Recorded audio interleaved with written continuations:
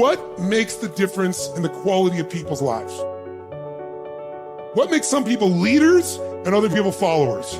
What makes most people talk about a dream and never follow through, and other people, just a small percentage, kick ass, take names. You can throw any obstacle at them, they find a way to break through. What's the difference? It's not talent, it's not skill, it's hunger. If you get enough hunger going in you for an answer, you'll find the answer. If you get a hunger enough inside of you that says, I gotta take things to the next level, I gotta achieve, I gotta make a difference, I gotta expand, you will find the answer.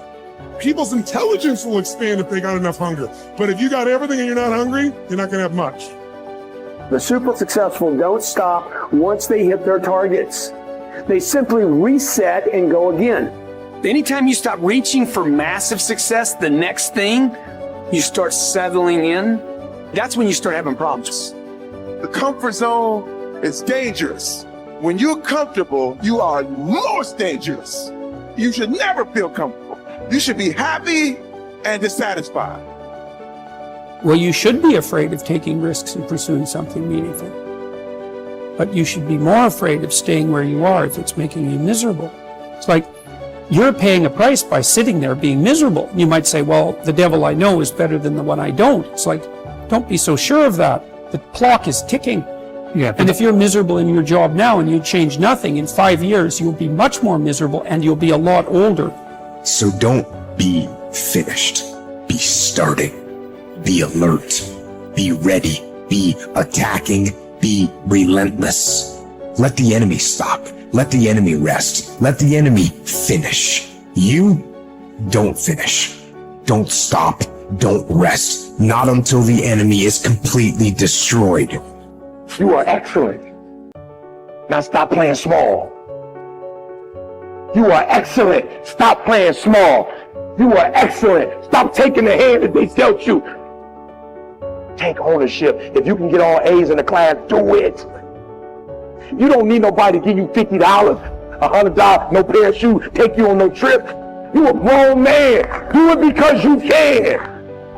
Stop needing a carrot. Stop needing money. Stop needing a trip. Stop needing somebody to give you a sticker on your head, and do it for the pride of who you are. Do it because you can. I don't care what your friends are doing. When you leave, what you fighting for? What's your legacy? What you gonna do? You say you a champ, but do you practice like a champ? You say you a champ, do you fight like a champ? You say you a champ, do you have the mentality of a champ? You have to hustle. You have to get going.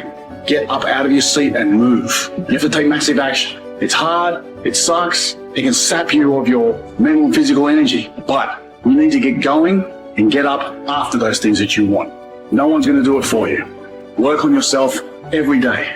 Get better, improve, learn, extend yourself, push yourself out of your comfort zone. Push the boundaries that you're accustomed to. That's the only way to grow as a person. If you look at all the successful people in the world, one common thread between all of them is that they've all hustled. They've all gotten to work, gotten busy. The gap between here and your ultimate life is action. That's the link. You have to hustle. You have to get out there and do what's required. What excuse do you have? What reason do you have not to? Turn this video off, get out there and get to work. One of the things you have to understand about life is everything changes and everything ends. And that kind of sounds heavy on the front end, but it's a truth.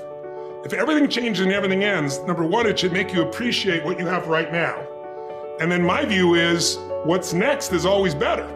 If I make it so, it's my job to make it so. And so I think, for me, I look at it and say, when you said genius is a young man's game, I think that's total bullshit. I think passion is the genesis of genius. If you've got enough passion, you're gonna find answers nobody else does, but most people run out of fuel, meaning they get tired, they get exhausted, they get burnt out, they get, the law of familiarity. They're around something so much they take it a little bit for granted.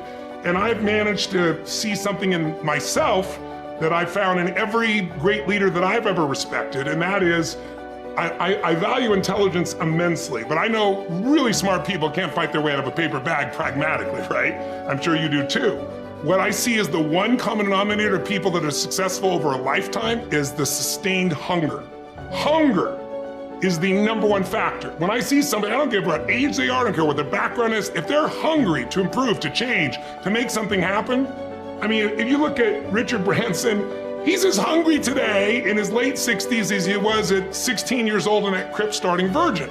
You know, you look at my buddy Mark Benioff, you know, he's I think in his early 50s right now. Mark is more hungry today than when I knew him 12, 14, 15 years ago when he was first coming up with the idea of, he went to one of my seminars over and over again, the UPW, you know which one. And he went there like 4 or 5 times and he was sitting in the front row, he's a tall guy, introduced himself and said, "You've convinced me, I'm gonna leave this company I work for as an employee here and I'm gonna go start this new company called Salesforce.com. Wow. And he says, "Tony, we're gonna do $100 million in business and we're gonna change business." Now he's doing whatever, 30 billion right now.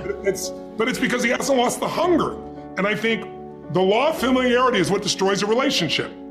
You get around somebody enough, you love them, but you don't have the same passion, same aliveness. And I'm just not willing to settle for a life without passion and aliveness. That's just like, there's so much to learn, there's so much to grow, there's so much to give, and I'm wired to grow and give. And I think anybody who gets wired to grow and give is gonna have a really fulfilling life. It doesn't matter what you choose to do, you're gonna be alive, because you're gonna make progress, and because you made progress, you have something to give. And we all, like, some people think they just wanna get, but you get, and it's pretty damn boring, and it doesn't really expand your sense of identity of who you are. But if you're constantly growing and then taking what you learn, you're so excited about it, you share with other people and their life gets better, whether that be software you make or dresses you design or, you know, something you do in the health space that really gets people to enjoy their food while they're eating well. If you have those passions and you keep growing, there's no limit. It doesn't matter what happens in the short term with a pandemic or with a drop in the economy or whatever the case may be. These are all temporary when you realize life is lived in decades, not in days. There are no right things to do in life. If you choose something and put everything that you have into it, it'll become a great thing. Is it the right thing? Is it the best thing? When you say, is it the right thing? What you're asking is it the best thing to do in life? There is no best thing to do in life. Anything that you take up, and if you put your heart and soul into it, it becomes a great thing. Is it the best thing? No. Then what is the best thing? There is no such thing. There's really no such thing. Why are you not passionate about everything in the existence?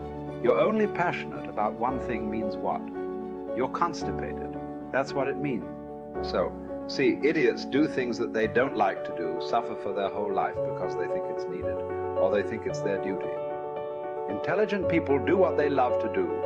They enjoy their life to some extent. But a genius learns to do what is needed joyfully.